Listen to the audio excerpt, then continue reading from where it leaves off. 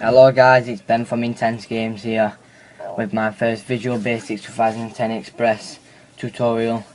In this tutorial I'm going to learn you about Hello World application. It's the first application that like every coding language has you make.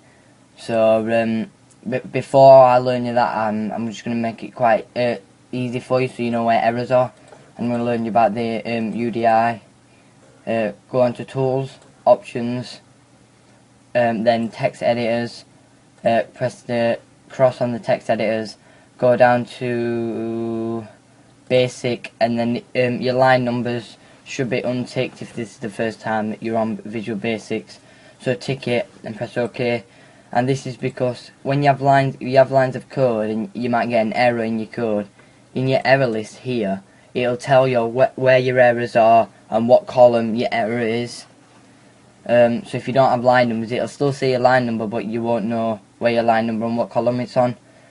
So let's get rolling with the Hello World application. So what I want you to do is go into Console Application, call it Hello World or whatever you want to call it. This is just a reference to your file that you open, so you can get back to your code. So this is your module 1, and this is your module. This is your module that you put your code inside of. All code goes inside your module. Your sub main and your end sub. Your sub is your start of your sub and your end sub. So your code goes in here. So if you had code outside here, it wouldn't work. You'd get errors.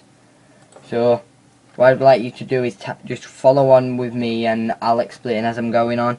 I'd like you to do console, which is telling your computer to write something. So we want to it's telling console on the console on your computer to do something. So then you got to tell it what you want it to do. So let's do right line. Capital letters are crucial in Visual Basics.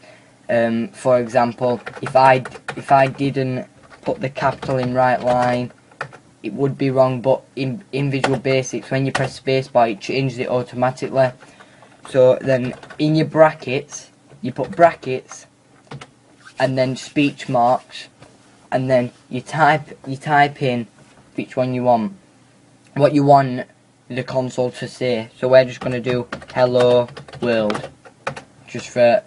So if I run this, right, as you can see it says Hello World and then goes away. This is because there's no code to tell it to stay on the screen, or to tell it to stay on the screen so for as long as time so you can see it. So what you need to do is tell so console, tell it to do something, then read, so you get the console to read the line, and I'm just going to explain this. When you type a set of code that Visual Basics have programmed into this, it has all the code features that you can use in the console in things, so you can just double click and it'll add it for you.